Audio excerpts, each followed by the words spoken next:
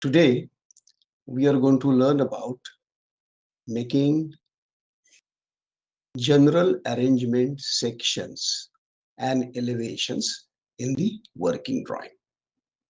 This is in continuation to the earlier session where we have discussed to make plans, general arrangement plans in working drawings.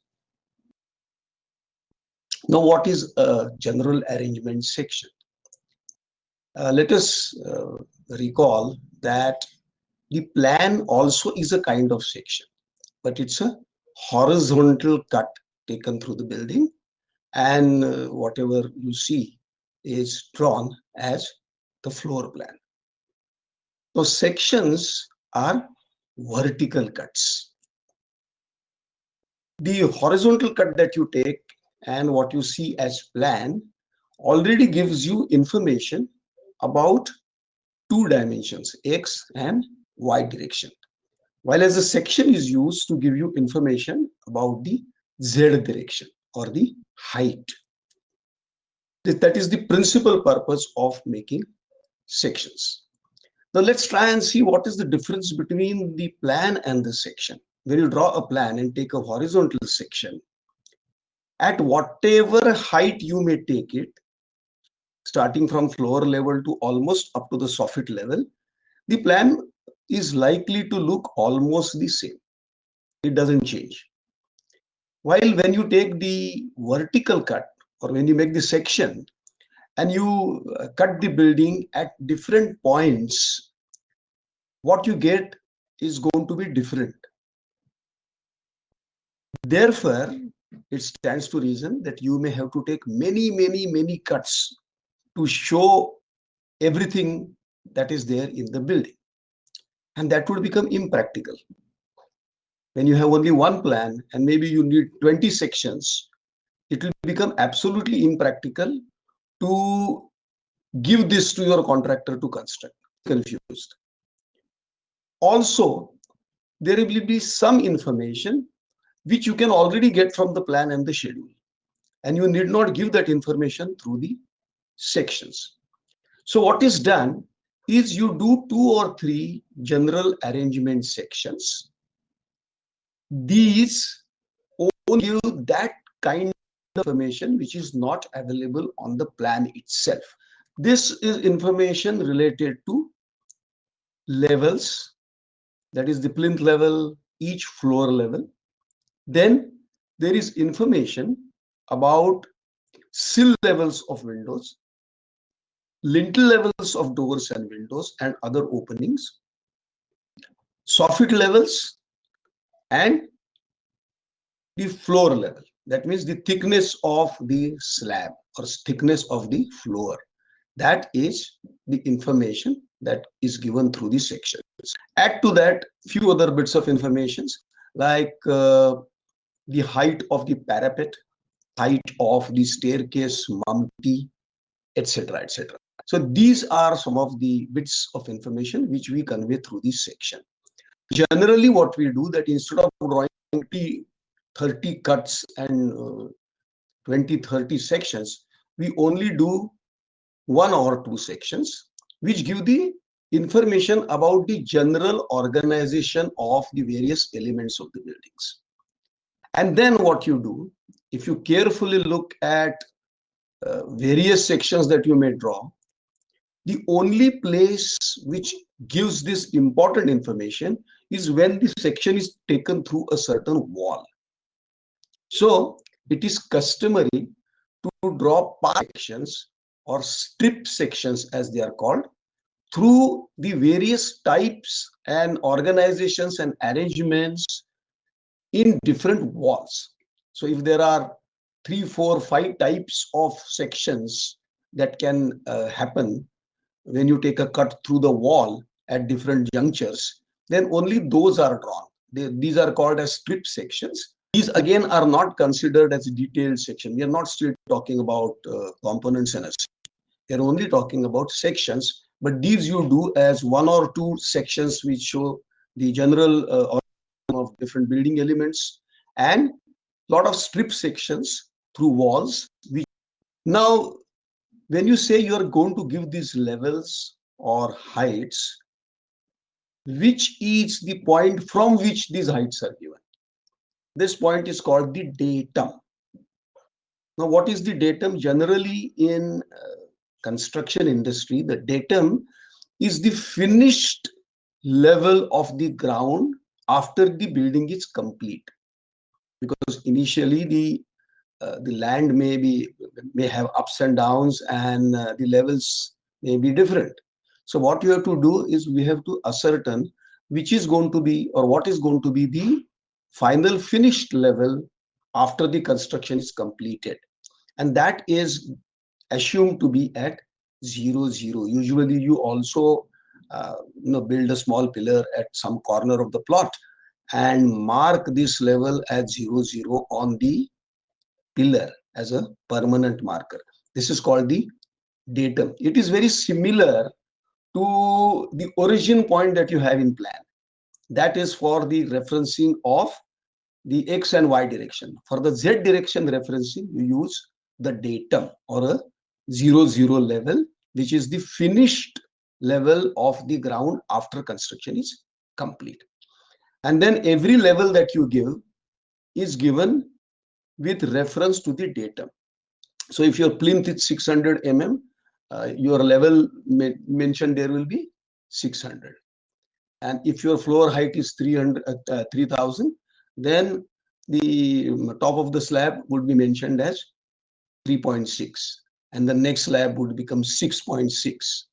Okay, so like that the levels are mentioned. Sometimes you also have mid landings or some sort of a half floor. So all those heights are also measured from 0, 0, and they're given as levels. There's a peculiar method in which you show the level with a triangle and then the figure written on top of that, which you can see in the book. Then the next question is, what happens if you have a basement? Obviously, if there is a basement, or if there is anything below this 0, 0, even that will have to be marked as minus the level. The level will be in negative. So it will be minus 0.3 or something like that, or minus 3 meters, whatever. So the datum remains constant and all the levels are marked with relation to the datum. Next very important point to note is that when you give sill heights or lintel heights, they have to be given from the unfinished floor level. Unfinished to unfinished. All dimensions are given unfinished to unfinished on the inner side of the wall. Now, what does this have in terms of significance? Very simply, let us say that in your design, you want your sill to be at 900 mm. And if in your working drawing, you also show the sill as 900 mm, what will happen? Remember that this is from the unfinished floor. So later on, you will lay flooring on top. You'll put some kind of tiles. And let's say that the thickness of this flooring is about, say, 40 mm. Then what will happen is, because you have given 900 as the sill height or sill level in your working drawing, after flooring, the actual sill will not be 900, but 900 minus 40. It will become 860. And many architects make this mistake while making working drawings. Remember, all dimensions are given unfinished to unfinished floor. So if I were to design a building, and if I want that my sill should be 900, in the working drawing, I will put the sill height as not 900, but 900 plus 40 or plus 50, if the flooring is going to be 40 or 50, whatever. Now, why is it done? The next question. Why not give heights from finished floor level? Because floor finishes many times keep on changing. You don't know. So why not give it from floor finish level? Remember that this section is going to be used by the mason first. As soon as the RCC work is complete, the mason will start his brickwork or block work. Now imagine what will happen if you give from the finished floor level the height of the sill, then he will have to add the thickness of the flooring to the sill level and construct the masonry and construct the whatever brickwork or whatever he's doing up to that height. And we don't want him to do any calculations, because they are not the masons are taught to construct. They're not taught to do additions and subtractions. That is something that you are expected to do. So all dimensions are given unfinished floor to unfinished floor, and this is something that all of you must remember, because many times what the problem happens is with the not really with the sill much, but with the lintel. Because the lintel level you usually give us 2100 or something like that, and suddenly with the flooring the door height becomes less than 2100, and that may create problems. So remember, dimensions are given from unfinished to unfinished floors. Okay. It is also common practice not to give internal dimensions from floor to soffit, because soffit will also have later on some kind of finish. So dimensions are always given from unfinished floor on the lower level to the unfinished floor top. Unfinished floor top to unfinished floor top, not unfinished floor top to unfinished floor bottom. Okay. This is another thing that you have to remember. Next, we go on to elevations. Now, many people say that when you have given plans and sections, is it really necessary to give elevations? What information does elevation give? So, first of all, let me tell you that all of you must have solved jigsaw puzzles. Now, if you are asked to solve or make a jigsaw puzzle with all the pieces, and they don't give you the main picture, usually there's a picture which is given, right? And you follow that picture and then arrange those little pieces to form the jigsaw. So without asking somebody to construct a building without showing him the elevations would be like giving him a jigsaw puzzle and not giving him the whole picture at all. So it is essential to give the elevations, because the masons or the constructors must also know how the building is going to look. Besides, there are certain other bits and pieces of information which cannot be given on plan and section. In fact, you can, but they are difficult to read. And that is the finishes. What kind of wall finish do you want? What kind of plaster, whether it is exposed brickwork, whether it is stonework, if it is stonework with what kind of pointing, where do different type of finishes meet on a surface. All these kinds of bits of information have to be given in the elevations. So how many elevations do you need to draw? That is the next question. A lot of people say 4, but let me tell you, 4 is an incomplete answer, because 4 elevations would be sufficient if your building is rectangular in plan. But we don't design buildings simply like this. Many times what happens that our buildings have little notches, little cuts at the corners. Sometimes there is a outer courtyard, there is an inner courtyard. Now when that happens, then there are surfaces that you would not see in the 4 elevations that you draw. So in such a situation, what you have to do is draw sectional elevations. Take for instance a courtyard. If you want to show all the 4 surfaces that are formed once a courtyard is made, you can only see them when you cut a building. So there what you do is you can do cut sections. That means you cut the building and then show what is seen behind, in front of you. These are called as sectional elevations, and dependent on the way your plan is organized, you will know how many of these cut sections with elevations will have to be done. If there is an outer chalk, you can take a cut and then show 2 sides. Okay, so this is something that one has to remember. Now, sometimes when you do these sectional elevations, a lot of people ask whether what is seen inside a room is shown. When you take a cut section, obviously there will be one wall in every room that you will see, which may have a door or something? Do we do that detailing? Normally, this is not done in the general arrangement section.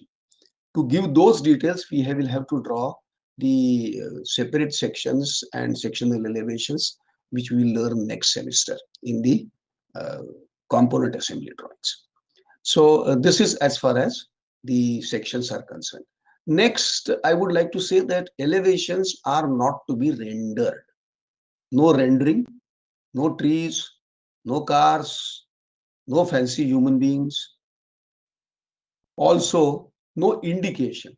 Many times what happens is people, I've seen a person, this was before the AutoCAD days, where you have to draw everything with hands. And I had a person in my class who made a working drawing where he had drawn every brick with every mortar joint. It was a stupendous amount of time consuming work. But the teacher said it was stupid because that was not needed. All that one has to do is just give the description. So if there is brickwork at a certain place, all that you do is put an arrowhead, and write brickwork. And what kind of brickwork you can write in words. And later on, if it is a very special kind of bond that you are using, then you show it in your detailed component assembly drawing. So here, what you have to only indicate is how each surface is finished. No rendering, no use of any razzmatazz. Okay. So these are simple line drawings. Then another mistake that a lot of people do is that they show lines of different levels that are shown in section. Like on the elevation, there will be a line at the plinth height, there will be another line at floor height. That also is something that one must never do, because that indicates that the finish of the surface is changing at that juncture, which is not what you want to show. Okay, so these are things that you have to remember. And this is all that there is to drawing general arrangement sections and general arrangement elevations.